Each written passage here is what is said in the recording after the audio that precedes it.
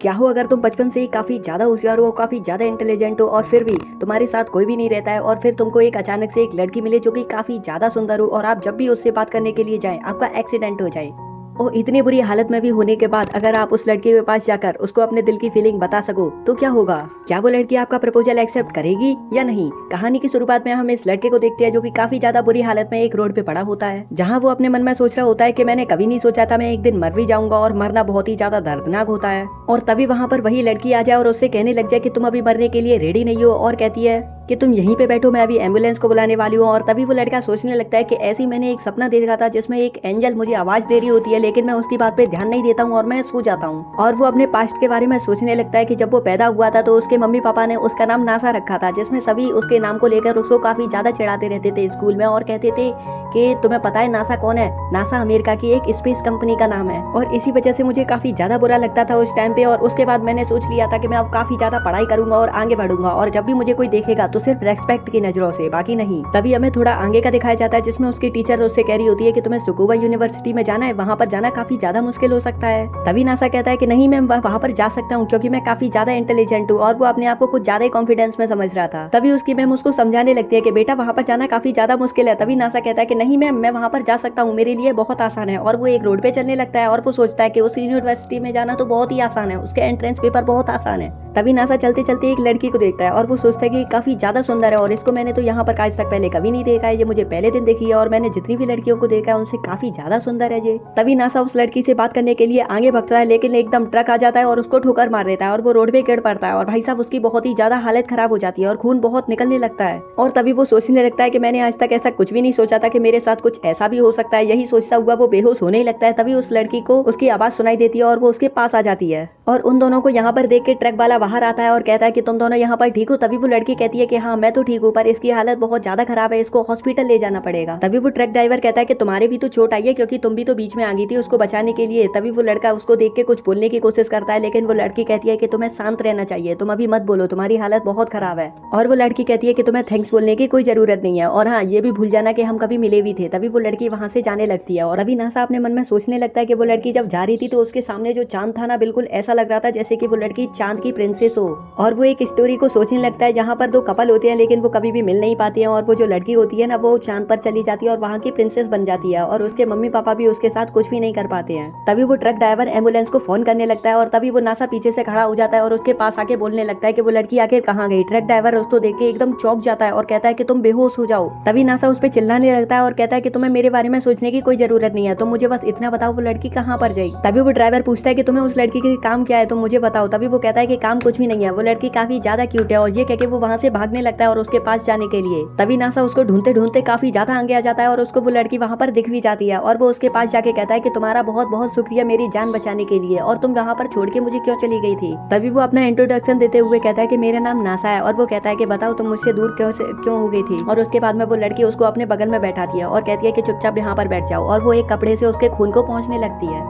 तभी वो अपने मन में सोचता है कि इस लड़की में से कितनी अच्छी खुशबू आ रही है, क्या सब लड़कियों में से ऐसे ही खुशबू आती है। तभी वो लड़की अपने कोट को उतारती है और वो देख के चौंक जाता है और वो कोट को उस लड़के को पहना देती है। ये देख के वो सोचता है कि ये लड़की कितनी क्यूट है। तभी वो लड़की कहती है कि मुझे अब जल्दी से एम्बुलेंस बुला लेनी चाहिए। तभी वो लड़का वहाँ पर खड़ा होता है और कहता है कि मैं बिल्कुल ठीक हूँ और उसके बाद में वो नीचे गिर जाता है। तभी वो लड़की कहती है कि तुम्हारी दोनों टांग में बहुत ही ज्यादा चोट आई है, इसीलिए तुम थोड़ी देर में बेहोश होने वाले हो, तुम यहीं पर रुको, मैं अभी एम्बुलेंस को बुलाती हूँ। और वो बाहर चली जाती है। तभी वो अपने मन में सोचने लगता है कि मेरी बॉडी में काफी ज्यादा पेन हो जाए, मुझे बहुत ही ज्यादा जलन हो रही है, मेरे बहुत जोर के दर्द हो रहा है। फिर भी वो लड़का खड़ा होता है और बाहर जाता है और उससे कहता है कि रुक जाओ, मेरी बात सुनो। तभी वो लड़की कहती है कि तुम अंदर चले जाओ, तुम्हारी हालत बहुत ही ज्यादा खराब है। तभी वो लड़का कहता है रुको, पहले मेरी बात सुनो, तुम मुझको मून प्रिंसेस जैसी दिखाई लगती हो और मैंने उस कहानी में देखा था कि अगर तुमने प्रिंसेस को नहीं रोका तो वो प्रिंसेस वापस से मून पे चली जाएगी और तुम्हारे मम्मी पापा भी तुम्हारे साथ कुछ भी नहीं कर पाएंगे। इसीलिए तुमको उसको पाने के लिए कुछ भी करना हो तुम्हें करना पड़ेगा, क्योंकि अगर तुमने ऐसा नहीं किया तो वो लड़की तुमसे दूर चली जाएगी और मून पे चली जाएगी रहने के लिए। तभी वो कहता है कि हाँ, अब मैं तुमको सीधी सीधी बात बताता हूँ कि मैं तुमसे बहुत ही ज्यादा प्यार करता हूँ और हाँ मैं ये भी जानता हूँ कि मैं ना ही तुम्हें जानता हूँ और ना ही तुम मुझे जानती हो, लेकिन फिर भी मैंने तुमको पहली बार में देख के प्यार कर लिया है, इसीलिए तुम क्या मुझसे शादी करोगी? उसके बाद में वो लड़की कहने लगती है कि हाँ चलो मैं तुम्हारी बात मानती हूँ, पर हाँ मेरी भी एक शर्त है कि हमें जल्दी से जल्द शादी करनी होगी। और उसके बाद वो लड़का कहता है कि चलो हाँ मैंने अपना काम कर दिया है, और वो कहते ही बेहोश हो जाता है। और अगले सीन में जब भी उसकी आंख खुलती है तब उसको पता चलता है कि वो एक हॉस्पिटल के अंदर लेटा होता है, और उसको पता चलता है कि वो लड़की दोबारा से गायब हो चुकी है। और वो सोचता है कि उसने मेरा प्रपोजल रिजेक्ट कर दिया है। और उसके बाद में वो उसी लड़की के बारे में सोच सोच के पागल सा होने लगता है। और उसके बाद में वो सोचता है कि चलो छोड़ो कोई बात नहीं, जो हुआ देखा जाएगा। उसके बाद में वो अपनी पढ़ाई पे वापस से फोकस देने लगता है, लेकिन उसने इस साल का एग्जाम मिस कर दिया है, इसीलिए उसको फिर से एग्जाम देना होगा अगली साल। उसके बाद में वो लड़का अगले साल दोबारा से री एग्जाम देता है, और उसके बाद में वो काफी ज्यादा अच्छे नंबरों से पास हो जाता है। लेकिन वो जब हाई स्कूल में आने वाला होता है तभी वो सोचता है कि अब मुझे वर्क करना चाहिए, कोई जॉब ढूंढनी चाहिए अपने लिए, जिससे मैं उस लड़की को दोबारा ढूंढ सकूं। और उसके बाद में वो एक रूम को किराए पे लेके उसमें रहने लगता है। और उसके बाद में वो सोचता है कि मैंने अपने लिए काफी ज्यादा पैसे इकट्ठे कर लिया फ्यूचर के लिए, पर इतना काफी नहीं है, मुझे वो लड़की को दोबारा से ढूंढना होगा, वो काफी ज्यादा क्यूट थी। तभी उसकी डोरबेल बजने लगती है, और वो जैसे ही गेट खोलने को बाहर जाता है उसके बाद में उसको दिखाई देता है कि वहाँ पर वही लड़की खड़ी होती है। और वो कहती है कि मेरा नाम सुकासा है, अब तुम बताओ तुम्हारी तबीयत कैसी है, ठीक हो पहले से। नासा उसको देख के सोचने लगता है कि आखिर ये कैसे हुआ, ये लड़की मुझे दोबारा से मिल कैसे गई। और उसके बाद में वो लड़की कहने लगती है कि तुम मुझे अपने बारे में तो बताओ, तुम ठीक हो कि नहीं। उसके बाद में वो कहता है कि हाँ मैं बिल्कुल ठीक हूँ, और वो अंदर आ जाते हैं। नासा उसे देख के वापस से चौंकने लगता है, और भाई साहब बहुत ही ज्यादा मतलब मन में बहुत ही खुश होने लगता है। तभी वो लड़की एक पेपर उसके सामने निकाल के रख देती है और कहती है कि ये हमारा मैरिज रजिस्ट्रेशन है, इस पे साइन करो। नासा देख के ये चौंक जाता है, और वो कहता है कि ऐसा कैसे हुआ। तब उसने कहा था कि तुमने और मैंने पहले एक एग्रीमेंट किया था जिसमें हमने कहा था कि हम दोनों शादी कर लेंगे, ये उसी का रजिस्ट्रेशन है। तभी वो लड़की कहती है कि चलो तो कोई बात नहीं, तुम्हारी मर्जी, जो तुम्हें करना है वही करो। उसके बाद में वो वापस से पेपर लेने लगती है। तभी नासा उससे पेपर छीन लेता है और कहता है कि रुको मैं अभी साइन करता हूँ, और मैं अब भी तुमसे बहुत ज्यादा प्यार करता हूँ। उसके बाद में नासा उसमें साइन करने लगता है, और उसके बाद में वो अपने मन में सोच भी रहा होता है कि ये सब आखिरकार सही रहेगा या फिर ये कोई स्कैम है। उसके बाद वो सोचता है अगर स्कैम हुआ तो भी मैं उसी निपट लूंगा। तभी वो दोनों उस फॉर्म को लेके मैरिज रजिस्ट्रार ऑफिस में जाने लगते हैं उस फॉर्म को सबमिट करने के लिए। और तभी वो सुकासा कहने लगती है कि आज की शाम कितनी ज्यादा अच्छी लग रही है, कितना ज्यादा सुंदर मौसम हो रहा है। तभी नासा कहता है कि हाँ मौसम बहुत अच्छा है, और तुम्हारा नाम भी। और कहता है लेकिन मेरा नाम बहुत ही ज्यादा अजीब है नासा। तभी वो लड़की कहने लगती है कि तुम्हारा नाम बेकार नहीं है, बहुत ही ज्यादा क्यूट है। तभी वो लड़का पीछे चलते चलते सोचने लगता है कि आखिरकार पहली बार किसी ने मेरे नाम को बहुत अच्छा बताया है, बाकी सब मेरा मजाक ही उड़ाते रहते थे। तभी वो लड़की कहने लगती है कि नासा पता है कितना अच्छा नाम है, बहुत पुराने टाइम में बहुत लोग सोचते थे कि हम स्पेस में कभी नहीं जा सकते हैं, लेकिन तभी एक बंदे ने कहा था कि नहीं ऐसा पॉसिबल है, और वो वहां पर जाने की पूरी तैयारी करने लगा। और उसी ने इस कंपनी का नाम भी नासा रखा था, इसीलिए नासा एक काफी ज्यादा टेक्नोलॉजिकल और बहुत ही अच्छा नाम है, इसको तुम बेकार कैसे कह सकते हो। तभी वो लोग मैरिज ऑफिस में सारी फॉर्मेलिटी पूरी करते हैं, और तभी वहां पर जो आदमी होता है वो उन लोगों को एक गिफ्ट में एक प्लांट देता है। और उसके बाद में वो लोग प्लांट लेकर बाहर आने लगते हैं उस अपने गिफ्ट को लेकर। और उसके बाद में तभी सुकासा कहती है कि क्या तुम अपनी पत्नी का हाथ पकड़ना पसंद करोगे। तभी नासा ये सुन के काफी ज्यादा मतलब शौक हो जाता है, और उसके बाद में वो अपने मन में थोड़ा सा संपाने भी लगता है, और वो उसके हाथ को पकड़ लेता है और कहता है कि कितना ज्यादा सॉफ्ट है और कितना नरम है। तभी वो लोग वहां से चलने लगते हैं, और उसके बाद में सुकासा उससे कहती है क्या तुम इस प्लांट को घर पे लेके जा सकते हो, मुझे थोड़ा काम है। उसके बाद में वो लड़की कहती है क्या तुम्हारे घर में कितने बेड हैं। उसके बाद में वो कहता है कि बस एक ही। उसके बाद में ये सुन के वो थोड़ा जाने लगती है। उसके बाद में सुकासा अपने काम के लिए चली जाती है, और वो अपने घर पे आ जाता है। और उसके बाद में वो सोचने लगता है कि अब हम दोनों पति पत्नी हैं, क्या हम एक बेड पे सो सकते हैं या नहीं। और उसके बाद में वो थोड़ा नाप भी करने लगता है।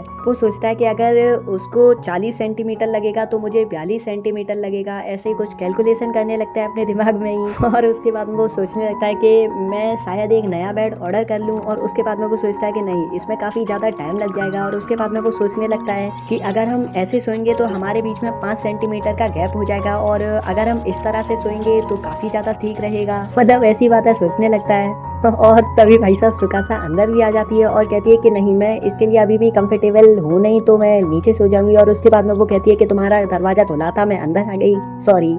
ये देख के नासा काफी ज्यादा मतलब शॉक हो जाता है और पैनिक में जोर से चिल्लाने लगता है। तभी नासा उससे पूछता है कि आखिर तुम किस काम के लिए बाहर गई थी। तभी वो कहती है कि मैं अपना सूटकेस लाने के लिए गई थी। और नासा ने जैसे उसका सूटकेस देखा वो सोचने लगता है कि इसके पास शायद रहने के लिए कोई जगह नहीं है, और पूछने लगता है क्या तुम आज मेरे ही साथ रहने वाली हो। और ये सुन के नासा काफी ज्यादा शॉक हो जाता है। और उसके बाद में सुकासा कहने लगती है ओह सॉरी तुम्हारे पास तो एक ही बेड है, तो एक काम करती हूँ मैं होटल पे सो जाऊंगी। पर ये सुन के नासा काफी ज्यादा सैड हो जाता है। और उसके बाद में सुकासा कहने लगती लगती है कि तुम टेंशन मत लो, मैं तुम्हारी वाइफ हूँ, मैं तुम्हें छोड़ के कहीं भी नहीं जाने वाली हूँ। उसके बाद में नासा अपने मन में सोचने लगता है कि आखिरकार मैं इसको कभी भी नहीं जानता हूँ और शायद ये भी मुझे नहीं जानती है, तो फिर इसने मेरा प्रपोजल एक बार में एक्सेप्ट कैसे कर दिया, और वो इस बात से पूछने लगता है। तभी सुकासा कहती है कि नहीं, मैं तुम्हें पहले से जानती हूँ और मैं तुमसे बहुत पहले से प्यार करती हूँ। और ये कहने के बाद सुकासा अपने आप होटल पे जाने लगती है और तभी नासा सोचता है कि मुझे इसको रोकना चाहिए। अगर मैंने इसको नहीं रोका तो मैं इससे फिर दोबारा कभी भी नहीं मिल पाऊंगा। और अगले दिन का सीन दिखाया जाता है जिसमें वो लोग एक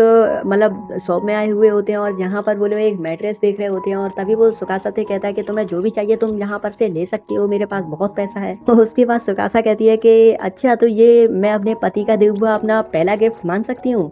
ये देख के वो साहब काफी ज्यादा शर्माने लगता है। उसके बाद में नासा कहता है कि हाँ, तुम मान सकती हो, कोई दिक्कत नहीं है। उसके बाद में सुकासा उनसे दो मैट्रेस के बीच में फर्क पूछने लगती है और तभी वो नासा काफी ज्यादा ज्ञान देने लगता है और वो उसकी इतनी सारी बातें सुन के लड़की सोचने लगती है कि मेरा हस्बैंड काफी ज्यादा इंटेलिजेंट है। उसके बाद में नासा सोचता है क्या मैं यहाँ पर आया हूँ तो ये हमारी पहली डेट हो सकती है और हम अपनी डेट में एक दूसरे का हाथ पकड़ सकते हैं। उसके बाद में वो अपना हाथ बढ़ाता है, तभी सुकासा भी उसका हाथ पकड़ लेती है। उसके बाद में वो लोग अपने घर पे आ जाते हैं और वो उस मैट्रेस को चेक कर रही होती है और तभी नासा उसको देख के काफी ज्यादा मतलब शर्माने लगता है और सोचता है कि ये कितनी ज्यादा सुंदर है। तभी सुकासा उससे कहने लगती है क्या तुम भी मेरे बगल में आना चाहते हो, तुम यहाँ पर लेटना चाहते हो। तभी वो कहता है कि अरे नहीं नहीं। उसके बाद में हमें अगले सीन में दिखाया जाता है जहाँ पर सुकासा एक रूम में जाके कपड़े चेंज कर रही होती है और तभी नासा बाहर खड़ा खड़ा एम्बेरसमेंट में सोचने लगता है कि मैरिज लाइफ आखिर होती कैसी है, मतलब आगे क्या क्या होगा। उसके बाद में सुकासा बाहर आती है और कहती है कि इस ड्रेस को दिलवाने के लिए तुम्हारा बहुत बहुत शुक्रिया, मुझे ये काफी ज्यादा पसंद आई। और उसके बाद में नासा भी अपने कपड़े चेंज करने के लिए जा रहा होता है। तभी वो लड़की वहाँ पर उससे कहने लगती है क्या तुम यहीं पर कपड़े चेंज कर सकती हो, कोई बुराई नहीं है, तुम तो कर ही सकती हो क्योंकि तुम तो एक लड़के हो ना।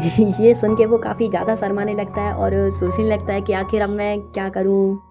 हाँ, तो ये पार्ट यहीं पे खत्म होता है। और हाँ, मुझे पता है ये वाला एक्सपीरियंस तुम्हें काफी ज्यादा पसंद आने वाला है क्योंकि उसमें बहुत ही अच्छी कहानी है ये वाली, ठीक है। तो मेरे हिसाब से तो तुम्हें देखनी चाहिए, काफी ज्यादा पसंद आएगी तुम लोगों को। तो हाँ, अगला पार्ट भी जल्दी आने वाला है, चाहो तुम सब्सक्राइब कर लेना और वीडियो को लाइक भी कर देना क्योंकि काफी ज्यादा अच्छी वीडियो है। मुझे भी पता है, मुझे भी मतलब मैंने तो देखी है ना पूरी, इसीलिए अगर तुम लोगों को भी पसंद आई तो लाइक कर देना, सब्सक्राइब कर देना। और हाँ, जल्दी ही लाऊंगा दूसरा पार्ट भी। तो मिलते हैं नेक्स्ट